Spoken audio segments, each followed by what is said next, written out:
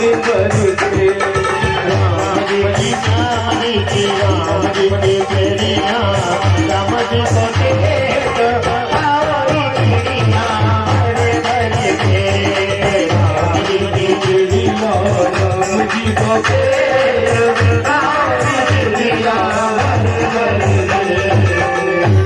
पूरी फसल को नष्ट करा दिया भरत जी महाराज ने।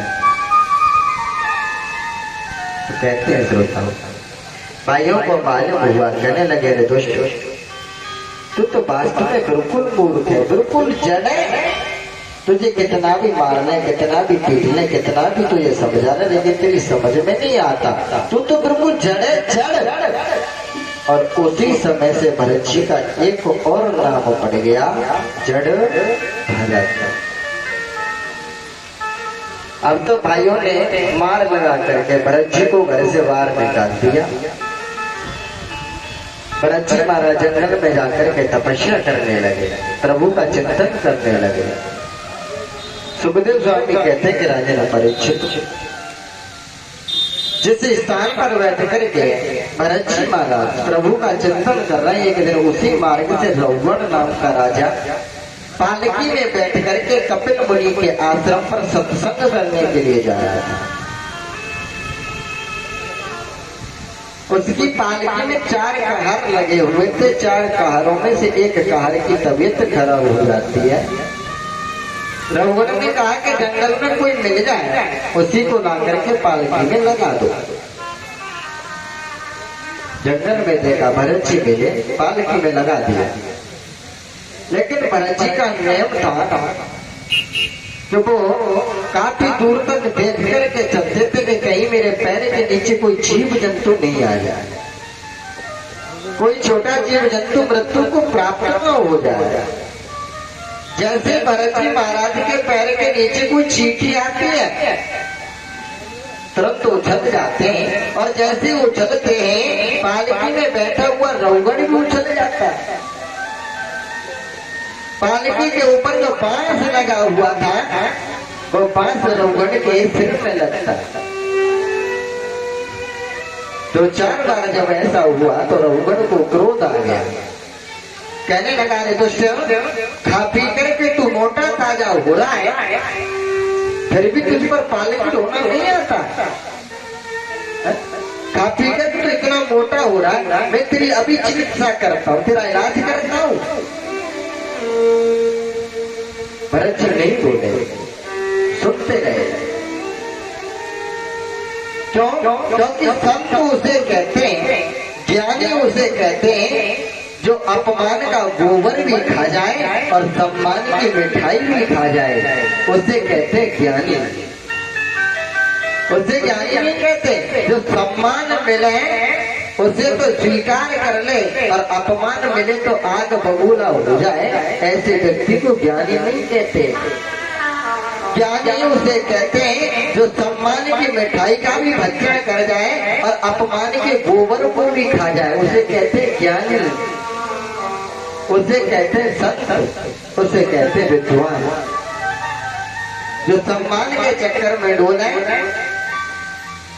उसे ज्ञानी नहीं कहते। आज भरत जी महाराज सुनते रहे, कुछ नहीं कहा। थोड़े आगे चले, फिर कोई चींटी आगे आई, तुरंत चींटी को बचाने के लिए उछले, फिर सिर लगा। आज रघुगण को अधिक विरोध आया। कहने लगे, रे दुष्ट, रुक, मैं तेरी अभी चिकित्सा करता हूँ, तेरा इलाज करता हूँ। पालकी से नीचे उतर जाता है वो रघुगण। आज भरत जी महाराज के मन में विचार आया कि यदि आज अगर मैं नहीं बोला, अगर आज मैं नहीं बोला तो दुनिया ये कहेगी कि जड़ भरत जैसे महाज्ञानी ने रघुगण जैसे दुष्ट की पालकी को कंधे पर धारण किया, और फिर भी रघुगण अज्ञानी रह गया। क्योंकि कहते हैं अधिक चुप नहीं रहना चाहिए और अधिक बोलना भी नहीं चाहिए। अगर माता सीता चुप ना रहती श्रोताओं, तो शायद राम को वनवास ना होता। यदि मैया कौशल्या चुप ना रहते तो शायद राम बन नहीं जाते, और यदि द्रौपदी अधिक नहीं बोलती तो कौरवों का विनाश नहीं होता, पांडवों को दुख नहीं उठाना पड़ता। जीवन में मानव को ध्यान देना चाहिए कि अधिक बोलना भी नहीं चाहिए और अधिक शांत भी नहीं रहना चाहिए। आज भरत जी सोचने लगे यदि मैं शांत रहा तो दुनिया कहेगी कि जन भरत जैसे ज्ञानी ने रहुगण की पालकी को उठाया, लेकिन फिर भी रहुगण अज्ञानी रह गया। कहने लगे राजन क्या कह रहे हो कि तुम मुझे दंडित करोगे? अरे राजन, गेहूं को पीस करके आटा बनाया जा सकता है, आटे को पीस करके मैदा बनाई जा सकती है। अरे राजन, मैदा को पीस करके तो कुछ और बना सकता है, और तू कह रहा है कि खा पी करके मोटा ताजा हो रहा है। भले आदमी, ये शरीर खाने पीने से नहीं फूटता। शरीर का मोटा होना, पतला होना, ये शरीर का स्वयं का धर्म है। खाने पीने से मोटा नहीं होता व्यक्ति। और राजन, तुम सत्संग करने के लिए जा रहे हो, अभिमान तुम्हारे सिर पर बंधा हुआ है और तुम सत्संग सुनने के लिए जा रहे हो। सत्संग सुनने के लिए आप जाते रहे, लेकिन आपको ये ज्ञात नहीं कि हमें किसी भी अपने से बड़े का अपमान नहीं करना चाहिए। सत्संग में जाते हो, सत्संग में बताया जाता है कि प्रत्येक जीव के अंदर परमात्मा निवास है, और आप उस परमात्मा रूपी जीव के ऊपर बैठ करके जा रहे हो। कहाँ का ज्ञान है ये तुम्हारा? आज रहुगण कहने लगा, बोले भगवान आखिर आप कौन है जो आप इतने वेद और वेदांत की बात कर रहे हो? भरत जी ने फिर कहा कि अरे वही मूर्ख बने का तूने प्रश्न पूछा, तू मुझसे पूछ रहा है कि मैं कौन हूँ? अरे भले आदमी, तू खुद अपने आप से पूछ कि तू खुद कौन है। जब तू अपने आप को जान जाएगा तब तू मुझे स्वयं पहचान जाएगा। कहने का भाव यह है, अनन्य भांति जब भरत जी महाराज ने राजा रहुगण को ज्ञान दिया है, समझाया करे राजा तू एक आत्मा है, आत्मा का काम है परमात्मा से मिलना। शरीर रूपी देह को पाकर के यदि तू ग्रंथ में सड़ी हुई श्राद्ध में अपने समय को व्यतीत कर रहा, ये ठीक नहीं है। नर समान अस पाए जो न तरे भव सागर, नर समान अस पाए और सो कृत नंदक मंद मति सो आत्मा नगत जाए। मानव चोला पा करके राजन, अगर तू अपना कल्याण नहीं कर सका तो तुझे आत्महत्यारे की गति मिलेगी। जीवन में याद रख, किसी को सम्मान तू यदि दे नहीं सकता है तो किसी का अपमान करने का तेरा कर्तव्य नहीं है। जो बात अपने लिए बुरी लगती है वो बात कभी दूसरे के लिए कहने का कर्म तेरा नहीं है। आज रहुगण ने चरणों को पकड़ लिया, गुरुदेव मुझे क्षमा करें। उसी समय से वो रहुगण नाम का राजा वैराग्य को धारण कर लेता है और राजपाट इत्यादि सब कुछ त्याग दिया। सत्यों का सानिध्य श्रोता हो मानव की संगति को संभालता है। जो संतों की शोभत करता है, संगति करता है, संतों के दायरे में आ जाता है, संत भगवान उस पर दया करके उसका जीवन धन्य बनाते हैं। एक भक्त था, संत के सानिध्य में रहता, कहने लगा भगवान गुरुदेव आप मुझे कोई मंत्र दो जिसे मैं रटता रहूं, उच्चारण करता रहूं। संत भगवान ने कहा, बोले भैया तू यदि मंत्र मांग रहा तो एक ही मंत्र को रटता रहे। बोले क्या? बोले ओम नमो भगवते संसार झूठा है। संत ने उस बालक से कहा कि बेटा एक मंत्र को जब, बोले क्या? बोले ओम नमो भगवते संसार झूठा है, संसार में कोई अपना नहीं है। बालक जपने लगा, सत्य के सानिध्य में अधिक रहने लगा। माता पिताओं को ऐसा लगने लगा कि कहीं हमारा बालक संत ना बन जाए, क्योंकि माता पिता अपने बालक को चोर डाकू लुटेरा बनाना चाहते, लेकिन संत बनाना कोई नहीं चाहता, भगवान का भक्त बनाना कोई नहीं चाहता। जब वो बालक संतों के सानिध्य में अधिक रहने लगा तो माता पिताओं को चिंता होने लगी कि ऐसा ना हो कि हमारा बालक संत हो जाए। नाते रिश्तेदारों से कहा, नाते रिश्तेदारों ने कहा बोले ऐसा करो उसकी शादी करो, उस बालक की शादी कर दे। शादी करने के बाद में बड़ी सुंदर सुशील पत्नी मिली है। अब तो वो बालक की शादी हो जाने के बाद में पति के प्रेम में इतना आसक्त हो जाता है कि सत्य भगवान को भूल जाता है। एक दिन काफी समय के बाद सत्य के आश्रम पर पहुंचा और कहने लगा गुरुदेव ये तुम्हारी कंठी माला और ये तुम्हारा मंत्र से अपने पास रखो, मुझे आवश्यकता नहीं है। बोले क्यों? बोले तुमने कहा है कि ओम नमो भगवते संसार झूठा है। अरे जब से मेरी शादी हुई है मुझे पत्नी मिली है, वो पत्नी मेरा मुखार बिंद देखे बगैर सुबह नहीं होती। जब तक मैं भोजन नहीं कर लेता तब तक भोजन नहीं करती, इतना प्रेम करती है मुझसे। और तुम कहते हो कि संसार झूठा है, नाशवान है। सत्य भगवान ने फिर कहा कि बेटा जो प्रेम तुझे दिखाई दे रहा है ये स्वार्थी प्रेम है, मतलबी प्रेम है, ये झूठा है। बोले गुरुदेव मैं माने नहीं करता। संत भगवान ने कहा कि बेटा ऐसा कर, मैं तुझे एक औषधि देता हूँ, इस औषधि को ले जा और अपने डाले के नीचे रख लेना, तेरा शरीर शीतल हो जाएगा। और जब तेरा शरीर शीतल हो जाए तो अपनी श्वास खींच लेना और जब तक श्वासों को रोक करके रखना जब तक मैं तेरे पास नहीं आ जाऊं। बोले ठीक है।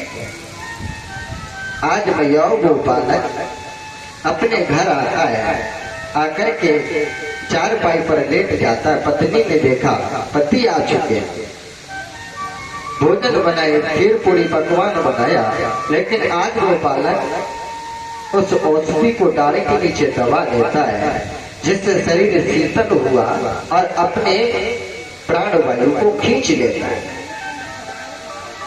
और जैसे ही पत्नी आई है भोजन लेकर के देखा कि पति का शरीर ठंडा पड़ चुका है, श्वास रुक चुकी है। आवाज लगाते देखा, धड़कन को चेक किया, धड़कन भी बंद है।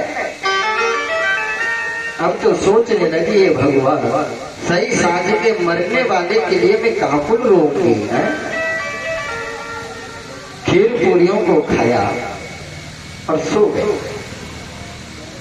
और जैसे सुबह 4 बजे का टाइम हुआ, जग करके आज उस स्त्री ने रोना प्रारंभ कर दिया।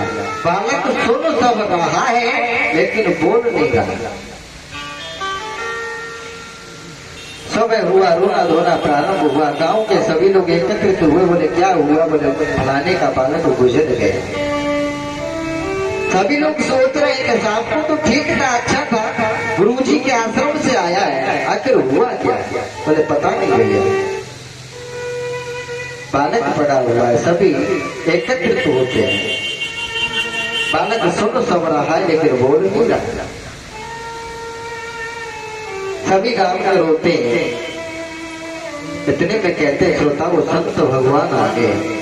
और जैसे संत भगवान को देखा, आज माता पिताओं ने चरणों में लेट के आते, गुरुदेव तुम्हारा शिष्य था, तुम्हारा बालक था,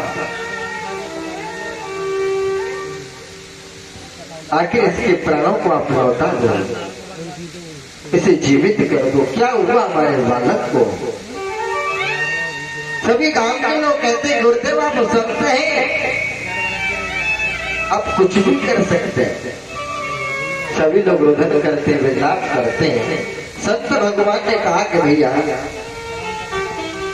मैं इसे जीवित तो कर सकता हूं। बोले महाराज करो।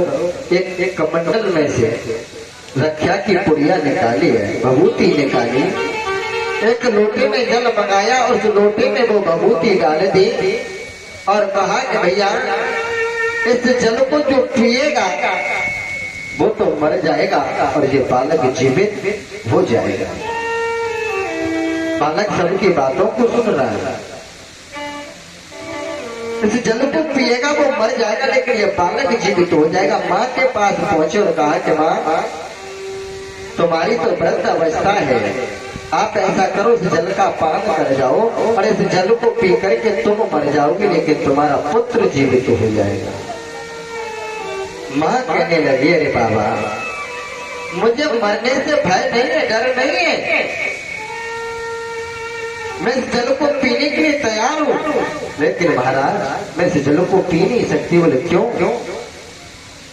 बोले महाराज, इतना कपूत था, इतना नालायक था, इतना दुष्ट था कि यदि मैं मर गई तो मेरे मरने के बाद में ये लड़का और ये बहू मेरे दोपहर को रोटी नहीं देंगे, मेरे पति को भोजन नहीं देंगे, इसलिए महाराज मैं इस जल को नहीं पी सकती। पिता के पास गए, बोले पिताजी आप इस जल का पान कर लो, तुम तो मर जाओगे लेकिन बेटा जीवित हो जाएगा। पिता ने भी यही जवाब दे दिया, बोले भैया मैं इस जल को नहीं पी सकता, क्योंकि मैं इस जल को पी लूंगा तो ये बहू बेटा इस बुढ़िया के लिए भोजन नहीं देंगे। बहन के पास पहुंचे, भाई के पास पहुंचे, सभी ने मना कर दिया। आखिर में संत भगवान उसकी पत्नी के पास पहुंचे, जिसके लिए वो कह रहा था कि मुझे इतना प्रेम करती है। कहा कि बेटी ऐसा करो, आप इस जल को पी लो, आप मर जाओगी और आपका पति जीवित हो जाएगा। आज वो पत्नी जवाब देने लगी, बोले गुरुदेव बाबा, ये मर गया तो मेरे किसी काम का नहीं रहा, ये अब मर गया तो मेरे किसी काम का नहीं है, और अगर जल पी करके मैं मर जाऊं और ये जीवित हो जाए तब भी ये मेरे किसी काम का नहीं है। इसलिए महाराज मैं इस जल को नहीं पी सकती। गांव के सभी लोगों ने कहा, बोले बाबा इस जल का पान आप ही कर लो, आपके ना तो कोई आगे ना कोई पीछे है, आप महाराज मर जाएंगे तो आपकी समाधि बनवा देंगे, भंडारा कर देंगे। आज संत भगवान ने उस जल को लिया और मुंह से लगाया, जोर से कहा कि बेटा ओम नमो भगवते संसार झूठा है। बेटा जिसे तू अपनी समझ रहा था, जिस माँ को, जिस भाई को, जिस पिता को, जिस बहन को तू अपना समझ रहा है, ये तेरे अपने नहीं है। संसार केवल मतलब ही है, स्वार्थ ही है। जब दिन गर्दिश के आते हर शख्स बुराई देता है, हर शख्स बुराई देना प्यारे। जब तक मतलब है सुर नर मुनि सबकी यह रीति और स्वार्थ लाज करें सब